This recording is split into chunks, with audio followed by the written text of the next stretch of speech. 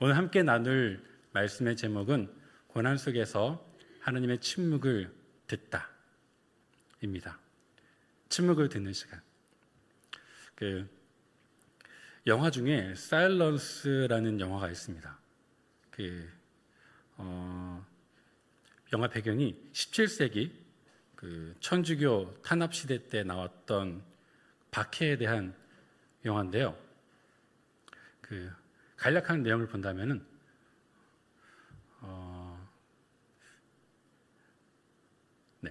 간략한 내용을 본다면 무슨 내용이냐면은 선교를 일본으로 선교사가 들어갔는데 하나님 믿는 사람들이 많아지니까 일본 정부 쪽에서 하나님 믿는 사람들을 박해하는 거예요. 어떻게 박해하느냐? 예수 믿는 사람, 하나님 믿는 사람을 발견하면은 그 집 앞과 뒤와 왼쪽, 오른쪽에 있는 모든 가정들을 함께 잡아서 처형합니다.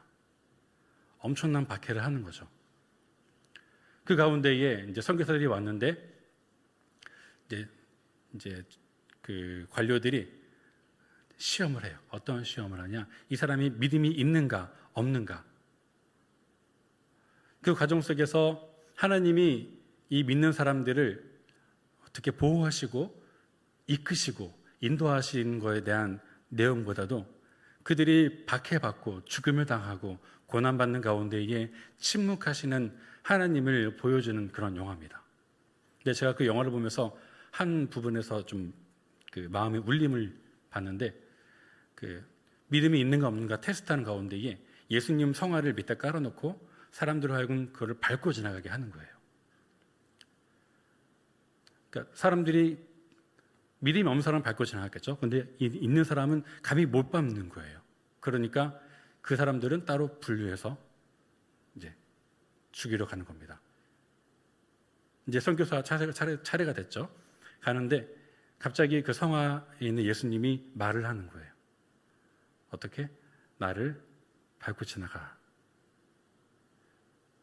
나를 밟고 지나가서 나를 밟고 지나가는 게 배교하는 게 아니다. 너의 사랑이 이들을 복음을 이끌 것이다. 그런 내용이었어요. 이거 보면서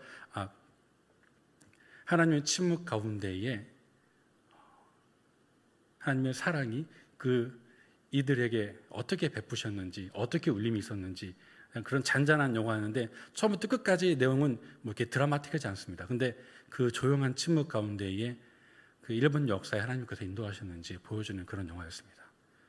그런 침묵도 있는데 오늘 욥기에서 보여주는 침묵은 어떤 것인가? 그 고난 속에 하나님이 침묵을 어떻게 이해하고 받아들여야 하는지 함께 나누면서 우리 삶 속에서 우리가 찾아온 그 고난에 우리가 어떻게 반응해야 되는지 함께 나누고 싶습니다. 예상치 못한 질병과 경제적 어려움, 또 사랑한 사람과의 이별 등 다양한 형태의 고난이 우리를 찾아올 때 우리는 종종 하나님을 찾지만 그분이 응답이 없다고 느낄 때가 많습니다. 기도하는데 기도가 허공에 흩어지는 것 같고, 이런 때 우리는 어떻게 해야 될까요? 욥은 이런 상황 속에서 무엇을 배웠고 우리는 그의 이야기를 통해 어떤 교훈을 얻을 수 있는지 함께 보기 원합니다. 제가 욥기를 이제 다시 말씀을 준비하면서 1장부터 마지막까지 쭉 있는데 답답한 거예요. 욥기 보겠습니다. 욥기 1장을 보면은 욥은 하나님께 충성된 종으로 또 온전하고 정직하며 하나님을 경외하고 악에서 떠난 사람으로 묘사됩니다. 의인이죠. 그는 많은 재산과 자녀를 가진 부유한 사람이었지만 어느 날 그 모든 것을 한 번에 잃게 됩니다. 마치 한 편의 연극 뮤지컬을 보는 것 같아요. 기승전결, 처음부터 끝까지 어떻게 역사하시는지. 이 고난의 시작은 하늘에서 벌어진 대화에서 비롯됩니다. 하나님께서 사탄한테 물어봅니다. 욥의 완전함과 정직함을 자랑하셨고, 그의 반응에서 사탄은 욥이 하나님께서 주신 그 많은 축복 때문에 하나님 앞에 예배하는 것이지 아무런 이유 없이 하겠습니까? 라고 반문을 하죠. 하나님을 경외하는 이유는 그 축복들 때문입니다. 만약 그 모든 것, 그 재산과 자녀를 빼앗으면 욥은 하나님을 저주할 것이라고 하나님께 말씀을 드리죠. 욥기 1장 9절 11절 말씀인데요, 읽어드리겠습니다. 사탄이 여호와께 대답하여 이르되 욥이 어찌 까닭 없이 하나님을 경외하리이까? 주께서 그와 그의 집과 모든 소유 물타리로 두르심 때문이 아니니까. 주께서 그의 손으로 하는 바를 복되게 하사 그의 소유물이 땅에 넘치게 하셨습니다. 이제 주의 손을 펴서 그의 모든 소유물을 치소서. 그리하시면 틀림없이 주를 향하여 욕하지 않겠나이까? 이거예요. 만약에 하나님께서 베푸신 축복을 뺏으시면은 욥은 그 뺏음을 통하여서 하나님을 원망하고 하나님을 욕할 것입니다 하고 사탄이 말을 하는 거예요. 그래서 하나님은 사탄에게 욥의 재산과 자녀를 시험하도록 허락하십니다. 그래서 욥은 하루아침에 모든 것을 잃게 됩니다. 그의 소와 나귀들이 사라지고 양과 종들이 불에 타 죽고 자네들이 갑작스러운 사고로 다 죽게 됩니다. 이런 끔찍한 고난이 연이어 하루아침에 다가오자 욥의 반응은 옷을 찢고 머리를 밀고 재에 엎드려서 원망했을까요? 우리 다 아는 내용이죠. 하나님께 오히려 경배합니다. 1장 21절 22절 말씀인데요, 내가 모태에서 알몸으로 나왔은즉 또한 알몸이 그리로 돌아갈지다. 주신 이도 여호와시요 거두신 이도 여호와시니 여호와의 이름이 찬송을 받으실지니라. 이 모든 일에 욥이 범죄하지 아니하고 하나님을 향하여 원망하지 아니하니라. 22절 말씀을 한번 같이 읽어보겠습니다. 시작. 이 모든 일에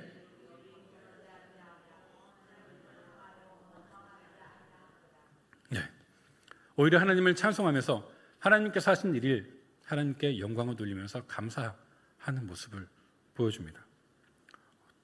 과연 나는 그럴 수 있을까? 우리는 그럴 수 있을까? 한번 돌이켜보는 시간이 좀 필요합니다. 다시 2장으로 넘어가서 똑같은 모습이 또 드러납니다. 하나님께서 2장 3절에 여호와께서 사탄에게 이르시되 네가 내 종 욥을 주의하여 보았느냐? 그와 같이 온전하고 정직하여 하나님을 경외하며 악에서 떠난 자가 세상에 없느니라. 네가 나를 충동하여 까닭없이 그를 욥을 치게 하였어도 그가 여전히 자기의 온전함을 굳게 지켰느니라. 이런 느낌이에요. 봤지 욥, 네가 아무리 욥을 흔들어도 자기의 온전함을 굳게 지키는 사람이야. 내가 봤던 욥, 이런 사람이야 라고 하나님께서 자랑하시는 느낌이에요. 하나님께서 창조하신 피조물이 하나님의 창조에는 실수가 없음을 자랑하듯이 그는 온전하다고 자랑하시는 하나님의 마음이 느껴지지 않습니까?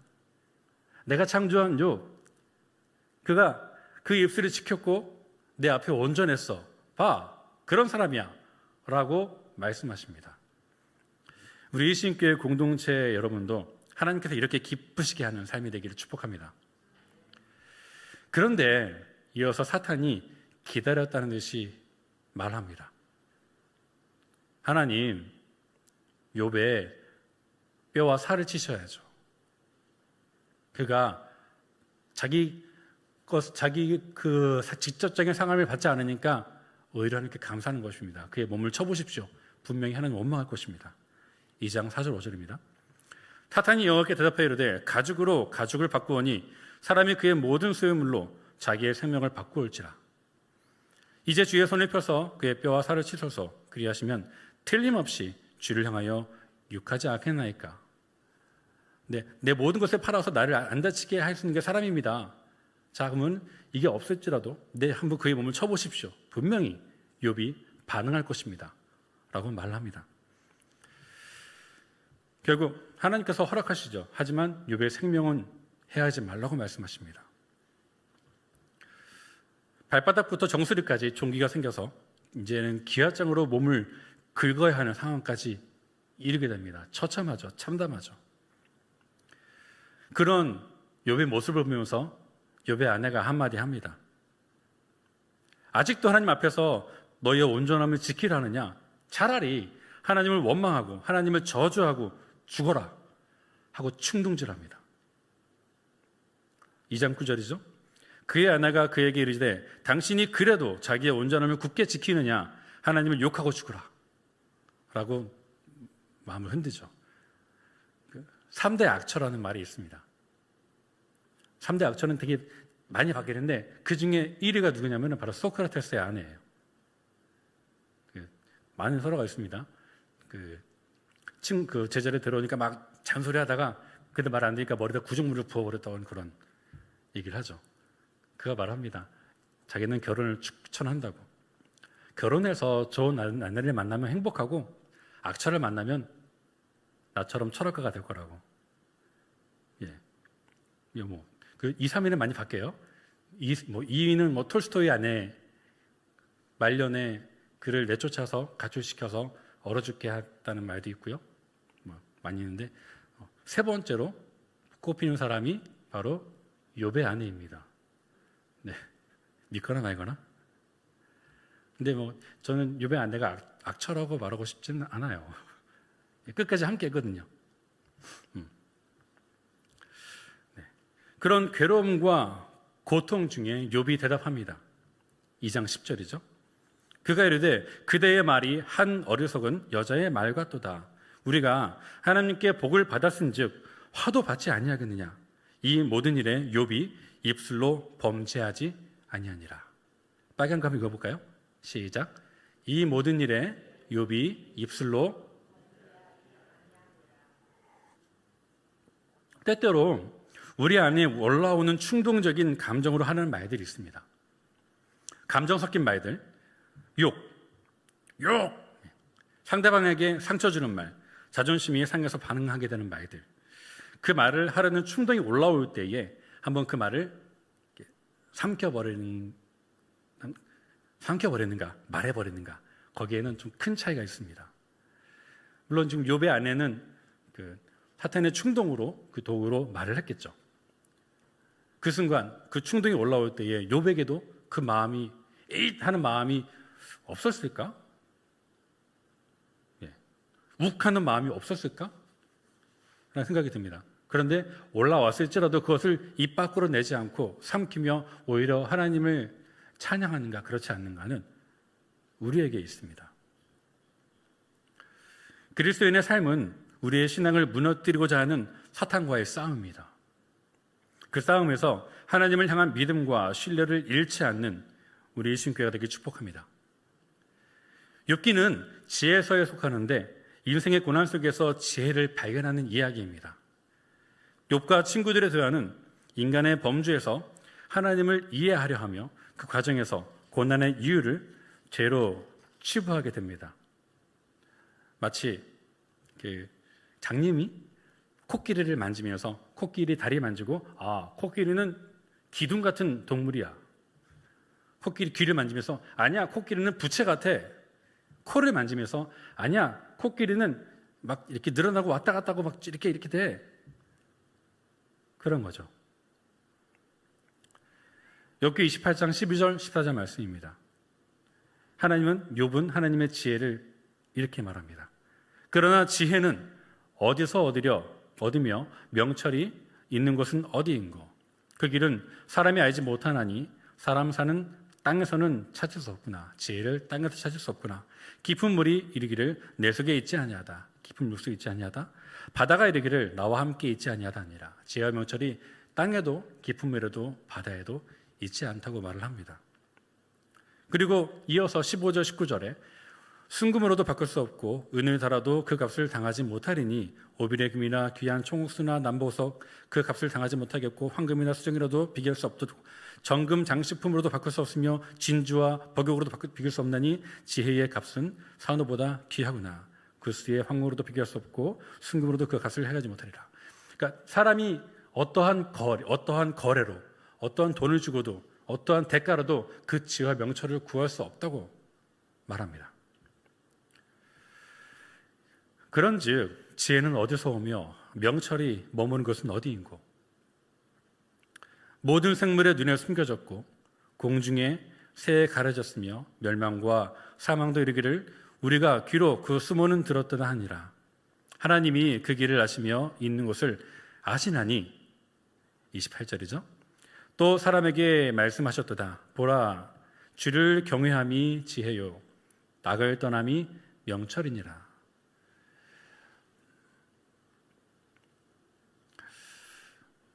욥기서가 말하는 지혜, 지혜서에는 욥기, 잠언, 전도서가 있습니다. 그 중에서 욥기는 어떤 지혜를 추구하는지, 그 지혜가 무엇인지 욥이 지금 찾고 있습니다. 자, 이제 하나님의 침묵에 대해서 함께 나누고자 합니다. 욥은 고난 한가운데서 하나님을 찾았지만 하나님은 그 고난 속에서 욥에게 침묵하셨습니다. 23장 8절 9절에 내가 앞으로 가도 그가 아니 계시고 뒤로 가도 보이지 아니하며 좌편에서 일하시나 만날 수 없고 우편으로 돌이키나 보이지 아니하신도다. 하나님을 만날 수 없습니다. 하나님을 느낄 수 없습니다. 하나님이 보이지 않습니다라고 욥이 고백합니다. 우린 여기서 욥이 겪고 있는 깊은 좌절과 혼란을 느낄 수 있습니다. 죄가 우리를 충동하려고 할 때 하나님께서 우리를 조용히, 하나님께서 우리를 침묵 가운데 지켜보고 있는 것입니다. 그 고난 속에서, 그 어려움 가운데에 우리가 하나님께 어떻게 반응하는지. 요즘 우리가 그 주의 말씀에서 다윗을 만나고 있습니다. 이 몇 주간 속에서 다윗이 범죄했죠. 우리아의 아내 밧세바를 범하고 또 완전 범죄를 꿈꾸면서 우리아를 죽였습니다. 치밀하고 계획적으로 그 죄를 덮고자. 그런 죄를 짓는 가운데에 하나님은 다윗의 그 모습 가운데에, 그 행동 가운데에 침묵하십니다. 어떠한 개입도 없으시면서. 왜일까요? 단순히 다윗이 어디까지, 어느 죄까지 범하는지 보시고자 침묵하셨을까요? 자, 사탄이 욥에게 고난과 위해를 가할 때, 즉 죄의 충동으로 마음을 교통시켜서 하나님을 향해서 저주의 마음을 또 충동하려고 할 때에, 원망의 말을 하게 하려고 할 때에 하나님은 그 모든 상황 속에서 침묵하시면서 욥을 지켜보셨습니다. 저는 그런 욥기를 묵상하면서 욥을 향해 하나님께서 응원하시는 모습을 그려봤습니다. 욥을 어떻게 응원하실까? 우리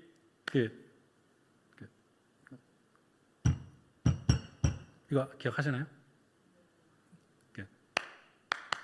대한민국 2002년 월드컵이죠.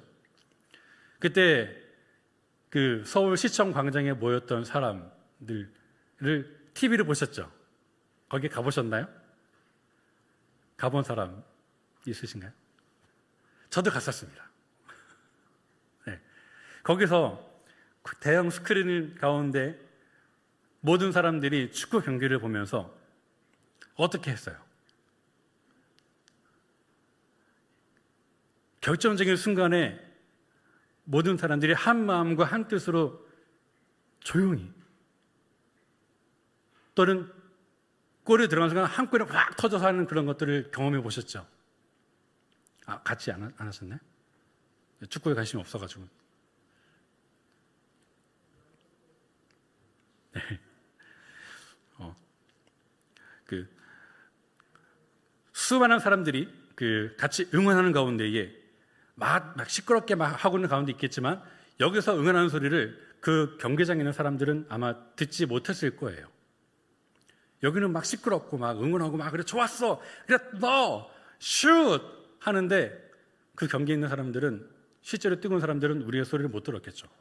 하지만 여기서는 열렬히 응원하고 있었습니다.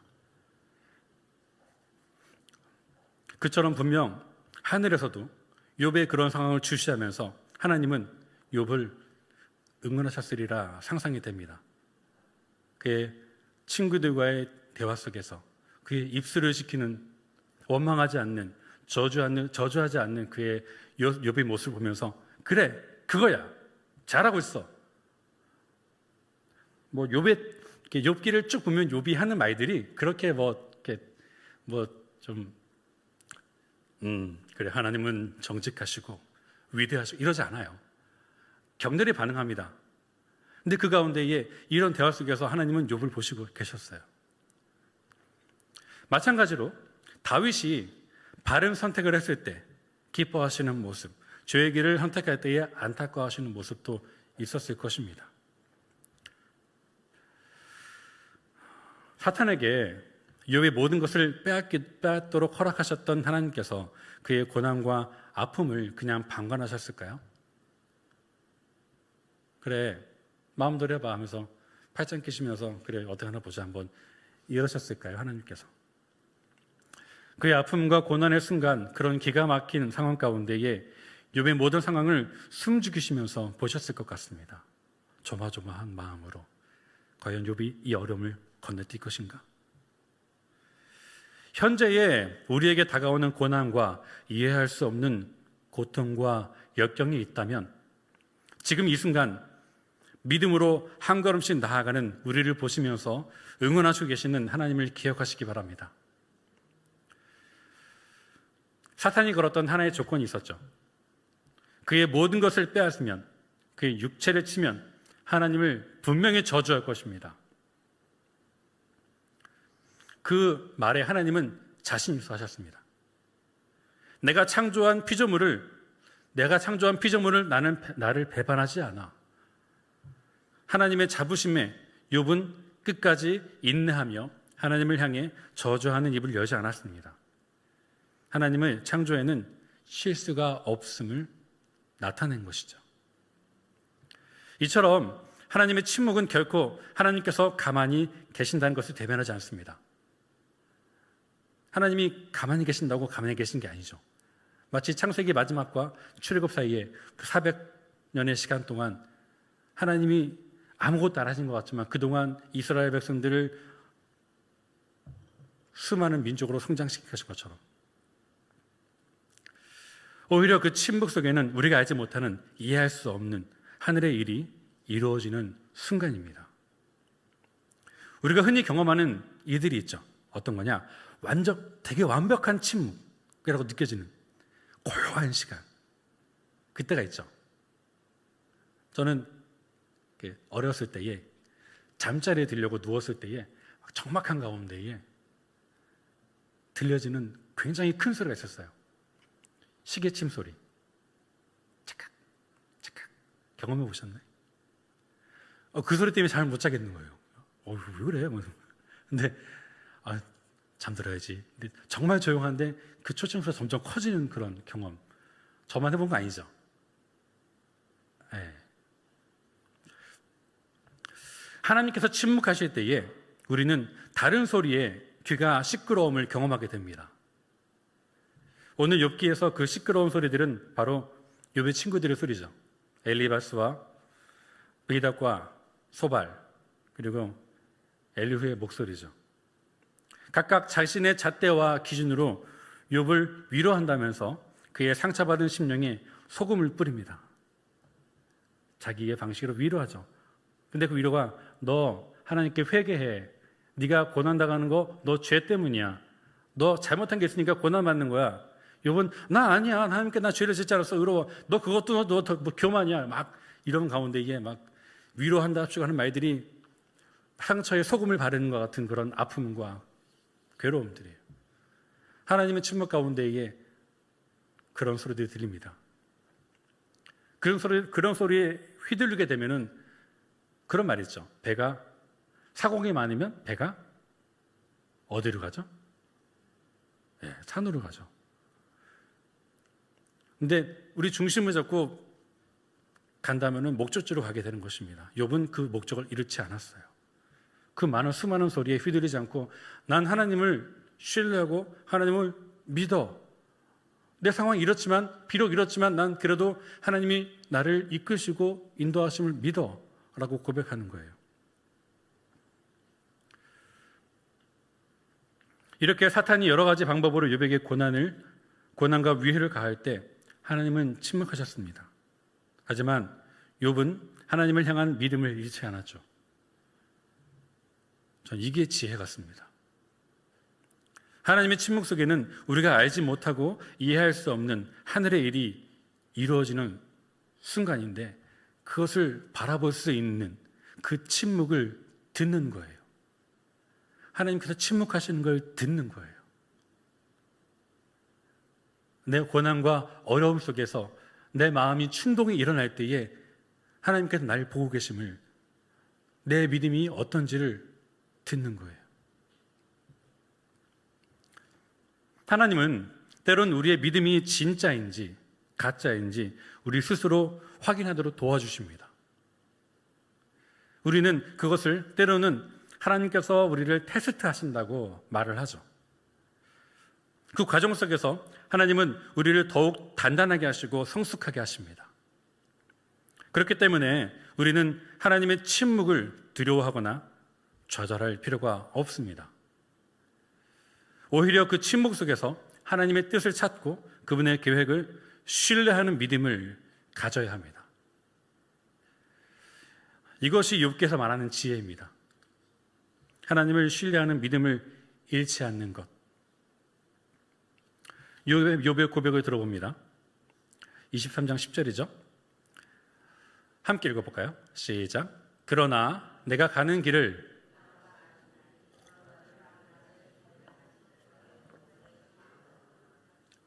아멘. 그가 나를 단련하신 후에는 내가 정금같이 나오리라. 여기서 우리는 욥의 놀라운 믿음을 볼 수 있습니다. 그는 비록 하나님이 보이지 않고 응답이 없다고 느껴지지만 여전히 하나님께서 자신의 길을 알고 계시며 자신을 단련하신 후에는 그 끝에 정금같이 나오리라는 확신을 가지고 있습니다. 믿음은 바라는 것들의 실상이요, 보이지 않는 것들의 증거니. 잠언 17장 3절 말씀입니다. 도가니는 은을, 풀무는 금을 연단하거니와 여호와는 마음을 연단하시느니라. 오히려 그 고난을 통해 우리를 단련하시고 더 나은 모습으로 변화시키려는 계획을 갖고 계십니다. 따라서 우리는 고난 속에서도 하나님의 임재를 느끼며 그분의 계획을 신뢰해야 합니다. 욥은 하나님 앞에서 끝까지 인내하며 자신의 입술을 지켰습니다. 그는 친구들의 비난과 조롱에도 굴하지 않고 하나님의 뜻을 끝까지 기다렸습니다. 결국 욥은 하나님의 놀라운 회복과 축복을 경험하게 되죠. 42장의 기승전결이죠. 결말에 그렇게 됩니다. 성경은 이 이야기가, 욥의 이런 이야기가 우리에게도 동일하게 적용된다고 말씀하십니다. 고난 속에서 하나님의 침묵을 경험할 때 우리는 욥처럼 인내하며 하나님의 뜻을 기다려야 합니다. 출애굽하는 이스라엘 백성처럼 잠깐 어려움 왔을 때에 원망과 불평과 불신앙으로 나아갈 것인가? 그럼에도 불구하고 그 올라오는 마음을 누리고 하나님을 향한 믿음과 신뢰를 지킬 것인가? 결국 고난 속에서 하나님을 침묵을 들었던 욥의 이야기의 마지막 결론은 하나님은 선하신 분이라는 것입니다. 욥기 38장부터 하나님께서 등장하셔서 말씀하십니다. 그런 가운데에 전우주적인 하나님의 모습을 드러내시죠. 그 가운데에 하나님은 욥이 네가 당했던 고난은 이것 때문이야 라고 말씀하지 않으세요. 네. 하지만 하나님은 네가 이걸 할 줄 아느냐? 이거 알아? 이거야, 저거야 라면서 창조주 하나님의 신비하심을 드러내십니다. 결국 그런 것을 보면서 욥이 이런 말을 하죠. 42장 5절이죠. 내가 주께 대하여 귀로 듣기만 하였사오나 이제는 눈으로 주를 배움나이다. 그러므로 내가 스스로 거두어드리고 뒷길과 제 가운데서 회개하나이다. 이전에는 하나님을 듣기만 했는데 이제는 하나님을 독대하면서 하나님은 이런 분이시구나 하고 깨닫게 되는 거예요. 우리는 우리의 틀 안에서 하나님을 가둬놓고 하나님은 이런 분이야 라고 생각을 합니다. 하지만 욥기가 나타내는 지혜는 우리가 갖고 있는 그 틀을 넘어서 더 나아가야지 하나님을 볼 수 있다고 말을 하는 거예요. 우리가 감당할 수 없는 어려움과 우리가 이해할 수 없는 그런 어려움 가운데에 닥쳤을 때에 그것을 넘어서 역사하신 하나님의 더 큰 것을 발견하면서 하나님의 크심을 보고 그 가운데 나의 작음을 깨닫는 것, 그 역사 가운데에 내가 있음을 보고 그곳에서 하나님이 나를 이끄신다는 것을 본 것이 지혜라는 거예요. 그 가운데에 어려움도 있겠고 형통함도 있겠죠. 하지만 그 모든 것을 인도하시는 분은 하나님이시다 라고 고백하는 겁니다. 야고보서 5장 11절 말씀입니다. 보라, 인내하는 자를 우리가 복되다 하나니 너희가 욥의 인내를 들었고 주께서 주신 결말을 보았거니와 주는 가장 자비하시고 긍휼히 여기시는 이시니라. 야고보서는 욥기를 이렇게 정리해 줍니다. 하나님께서 욥의 고백을 통해 세 친구가 옳지 못함을 지적하시며 제사를 드리게 하시고 욥에게 친구들을 위해 기도하게 하십니다. 이게 욥의 마지막 결론의 부분이에요. 그들이 욥의 친구들이 하나님을 잘못 이해하고 남발했던 말들과 그 상처의 말들, 지적들, 욥에게 주었던 상처, 그 모든 잘못을 욥의 기도를 들으실 때에 용서해 주시겠다는 말씀을 합니다. 결국 욥기의 복은 이렇게 완성되어집니다. 42장 10절 말씀이에요. 욥이 그의 친구들을 위해 기도할 때 여호와께서 욥의 공경을 돌이키시고 여호와께서 욥에게 이전 모든 수보다 갑절이나 주신지라. 욥이 그의 친구들을 위해 기도할 때, 그러니까 하나님께서 친구들에게 너희들을 수소 7마리 잡아서 번제를 드려라. 드린 다음에 욥이 너희들을 위해 기도할 때 너희들을 용서할 거야 라고 말씀하실 때에 그대로 친구들이 행하죠. 그리고 욥이 그들을 위해 기도합니다. 그리고 그 기도할 때에 하나님께서 욥을 보시고 다시 회복해 주세요. 이전보다 갑절의 은혜를 더 주십니다. 말씀을 정리하겠습니다. 사랑하는 일신교회 성도 여러분, 오늘 우리는 욥기의 말씀을 통해 고난 속에서 하나님의 침묵을 어떻게 받아들여야 하는지 생각해 보았습니다. 우리는 고난은 우리의 삶 속에서 언제나 찾아올 수 있습니다. 우리의 삶에 고난이란 주관적이죠. 각 사람에게 각자의 분량대로 고난이 찾아올 수 있습니다. 하지만 그 고난 속에서 우리는 하나님의 임재를 느끼며 그분의 계획을 신뢰해야 합니다. 하나님의 침묵 속에도 그분은 우리를 떠나지 않으시며 우리의 길을 알고 계십니다. 우리가 겪는 모든 고난은 결국 우리를 더욱 단단하고 성숙하게 하기 위한 하나님의 계획의 일부입니다. 우리가 그 닥치는 고난 속에서 하나님께 기도하고 묻들릴 때에, 매달릴 때에 침묵하신다면 지금 이 순간이 나의 믿음을 성장케 하시는 하나님의 계획임을 보시기 바랍니다. 그러므로 우리는 고난 속에서도 하나님의 침묵을 듣고 그분의 뜻을 찾으며 끝까지 인내하고 순종하는 믿음을 가져야 합니다. 하나님께서는 우리가 겪는 모든 고난을 통해 우리를 정금같이 변화시키실 것입니다. 그리고 그 믿음으로 오늘도 하나님을 신뢰하며 나아가는 우리 모두가 되기를 간절히 소망합니다. 함께 기도하겠습니다. 하나님의 침묵을 들을 수 있는 열린 귀가 되게 하여 주옵소서. 고난과 역경이 있을 때 오히려 기뻐하며 우리의 믿음을 성장하게 하소서. 또한 원망과 시비가 있더라도 하나님을 위해 용서하고 기도하게 하소서라는 기도 제목으로 함께 주여 삼아 외치고 기도하겠습니다. 주여, 주여, 주여.